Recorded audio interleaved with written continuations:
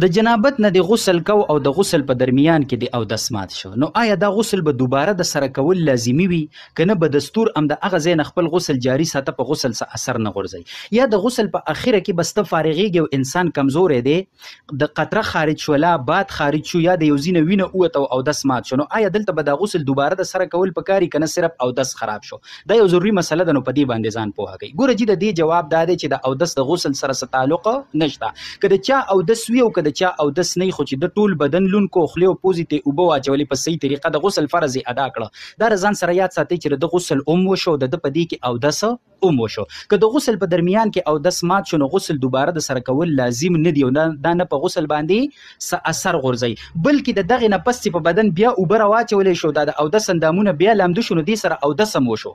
صحیح شوله، غسل خو قایم دی، اودس هم وشو. او دغه شان که د غسل اخره کې د چا اودس مات شو، نو دا ځان سره یاد ساتئ چې دا په غسل څه اثر نه غورځوي.